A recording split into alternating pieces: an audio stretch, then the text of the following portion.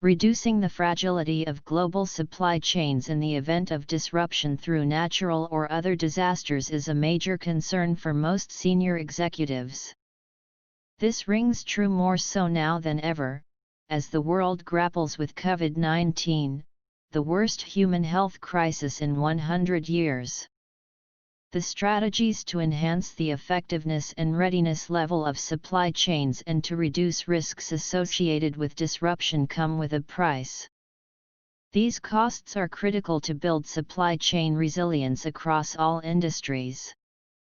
However, these expenses are, generally, considered a hindrance in the implementation of risk reduction strategies by many leaders. This is one of the major factors that precludes them from anticipating and managing supply chain risks. Able leaders anticipate these risks and invest in building organizational resilience.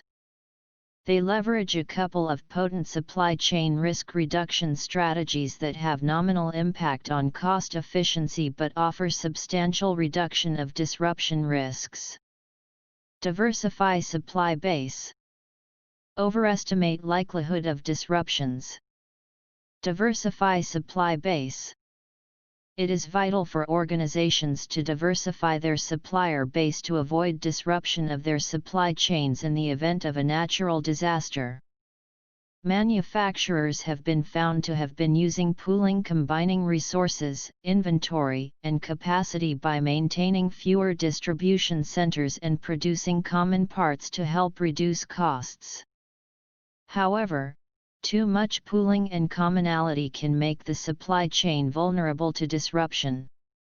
For instance, relying too much on a single supplier and common parts in an effort to be as lean and efficient as possible became a supply chain analysis nightmare and cost Toyota billions of dollars in terms of lost sales and product recalls in 2010. Back then, the auto manufacturer was counting on a single supplier for a common part for many of its car models, which was effective in curtailing costs, but turned out to be a disaster. Organizational leadership should evaluate the trade-offs between having a leaner and efficient supply chain with common parts and single suppliers and preparing for and reducing the risks of disruptions. Minimizing the number of distribution centers offers diminishing marginal returns for supply chain performance and increases the supply chain fragility. Creating little bit of commonality presents significant advantages, but when more parts are made common the benefits shrink and it rather becomes detrimental. The key for senior leaders is to find an optimal balance between resource pooling, creating common parts, and deciding on whether to decentralize or centralize their supply chains. Decentralization, e.g., by having multiple warehouses or plants, increases costs as it requires more inventory, but it does curtail the effect of disruption significantly. Centralization or pooling of resources, on the other hand, reduces total costs, but the cost again goes up by centralizing beyond a reasonable degree. Recurrent supply chain risks necessitate focusing more on centralization and pooling of resources and commonality of parts, while rare disruptive risks necessitate decentralization. Achieving a state of equilibrium between pooling of resources, parts commonality, or fewer plants helps keep supply chain risks low. Ignoring the possibility of disruption can be very expensive in the long term. Samsung Electronics Co. Limited always maintain at least 2 suppliers, no matter if the second supplier supplies only a fraction of the volume. Overestimate likelihood of disruptions. The risk of disruption of supply chains due to any unforeseen event is typically considered a rare possibility and goes unaccounted for during planning by most executives.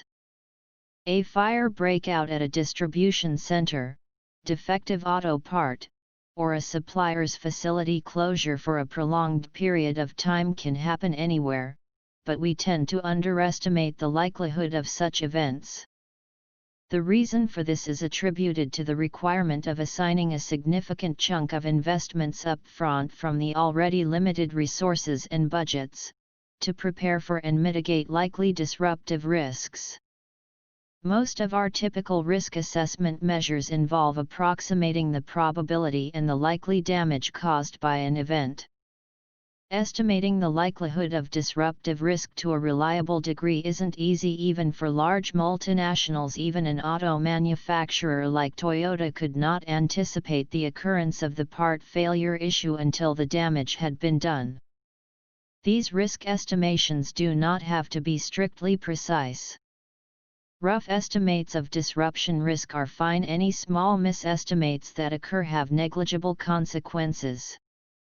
Senior leadership needs to cautiously contemplate the areas that are likely to get affected the most due to potential disruption. Building resilience does not cost much for large organizations. In the long term, doing nothing costs much more than investing in preparing for a probable disruption. When disruption occurs, the loss incurred greatly exceeds the amount of saving executives save by not investing in risk mitigation strategies. Interested in learning more about the subject in detail? You can download an editable PowerPoint on supply risk reduction strategies here on the Flavie Documents Marketplace. Please find the link in the description below. Are you a management consultant? You can download this and hundreds of other consulting frameworks and consulting training guides from the Flavie Pro library. Link in the description below.